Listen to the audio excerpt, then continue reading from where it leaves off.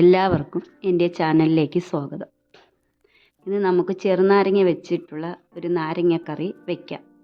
ചെറുനാരങ്ങയും ഈ വെള്ളരി ഒരു 2-3 വെള്ളരിക്ക ഉണ്ട്. ബോൾ വെള്ളരിയാണ് ഇതിവിടെ എനിക്ക് എൻ്റെ വീട്ടിൽ തന്നെ ഞാൻ സ്വന്തമായി കൃഷി ചെയ്തുണ്ടാക്കിയതാണ്. അപ്പോൾ ഈ വെള്ളരിയും തൊലി കളഞ്ഞ് ചെറുതായി ഒന്ന് അരിഞ്ഞെടുക്കാം. നാരങ്ങയും തൊലി കളഞ്ഞിട്ട് ചെറുതായിട്ടൊന്ന് അരിഞ്ഞെടുക്കാം. പിന്നെ ഒരു 3-4 പച്ചമുളക് വേണം, അത് അരിഞ്ഞ് വെച്ചിട്ടുണ്ട്. പിന്നെ കുറച്ച് പുളി എടുത്ത് വെള്ളത്തിലിട്ട് വെക്കാം. ഈ നാരങ്ങ എങ്ങനെയാണ് നമുക്ക് വെക്കണമെന്ന് നോക്കാം. ഞാൻ ചട്ടി തന്നെയാണ് എടുത്തിരിക്കുന്നത്. ഈ പുളിപ്പുള്ള നാരങ്ങയൊക്കെ വെക്കാൻ നമുക്ക് എപ്പോഴും ചട്ടി തന്നെയാണ് നല്ലത്. അരിഞ്ഞു വെച്ച നാരങ്ങ ചട്ടിയിലിടാം. വെള്ളരിക്കയും നാരങ്ങയോട് ആഡ് ചെയ്ത് കൊടുക്കാം.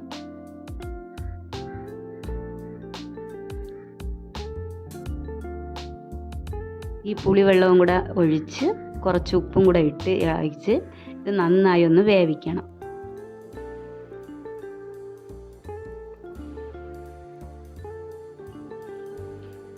ഇനി അടച്ച് വെച്ച് ഇത് എല്ലാം നന്നായി ഒന്ന് വെന്ത് കുഴയുന്നത് വരെ നന്നായി നമുക്ക് വേവിക്കാം.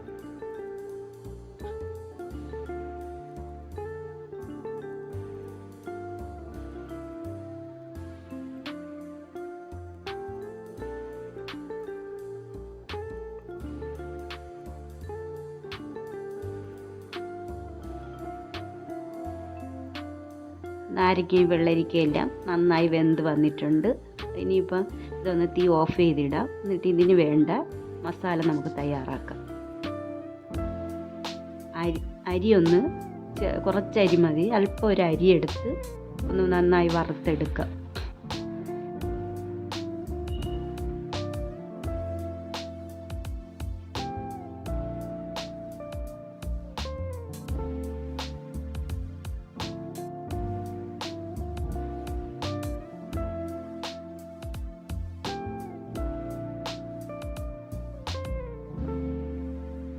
അരി ഒന്ന് മൂത്ത് വരുമ്പോൾ നമുക്ക് കുറച്ച് ഉലുവ ഇട്ട് കൊടുക്കാം.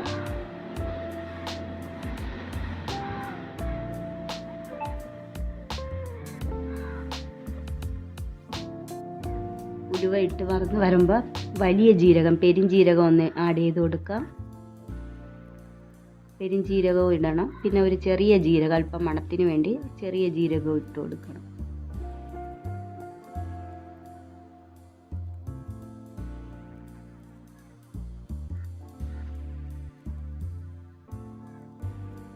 എല്ലാം കൂടി നന്നായി ഒന്ന് മൂത്ത് വരുന്നത് വരെ വറുക്കാം.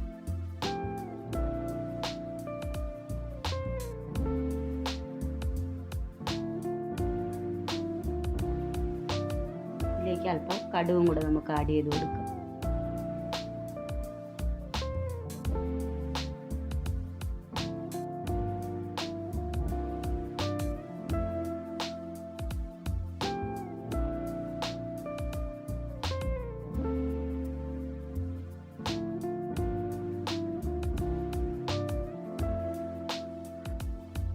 ഇതെല്ലാം നന്നായി മൂത്ത് വരുമ്പോൾ മഞ്ഞൾപ്പൊടിയും കൂടെ ചേർത്ത് ഇളക്കി ഇതൊന്ന് മാറ്റി വയ്ക്കാം.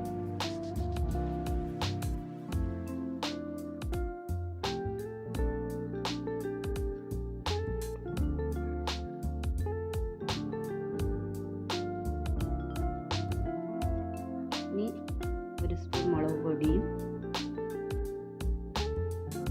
ഒരു സ്പൂൺ മല്ലിപ്പൊടിയും കൂടെ ചേർത്ത് അതും കൂടെ ഒന്ന് മൂത്ത് വരുന്നവരെ ഇളക്കി കൊടുക്കും.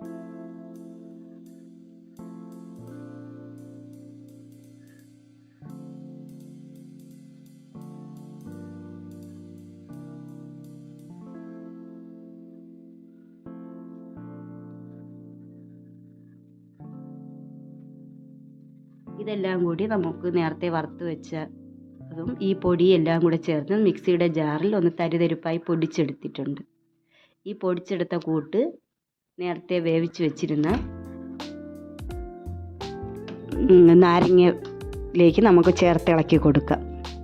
എന്നിട്ട് ബാക്കിയുള്ള പുളിവെള്ളവും കൂടി ഇതിലേക്ക് ആഡ് ചെയ്ത് കൊടുക്കാം.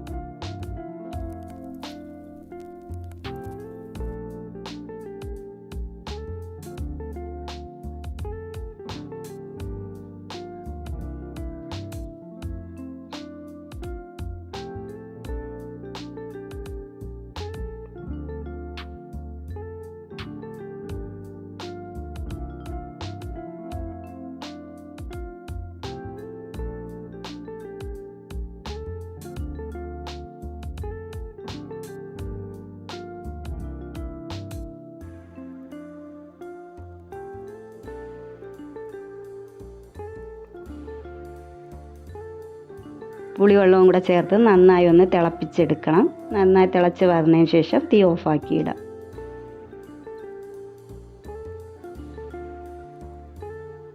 അതിനുശേഷം നമുക്ക് ഒരു എണ്ണ ഒഴിച്ച് കടുവും കരിവേപ്പിലയും കൂടെ ഇട്ട് താളിച്ച് ഇതിലേക്ക് ഒഴിച്ചു കൊടുക്കുക. വെളിച്ചെണ്ണ തന്നെ ഒഴിച്ചാൽ മതി.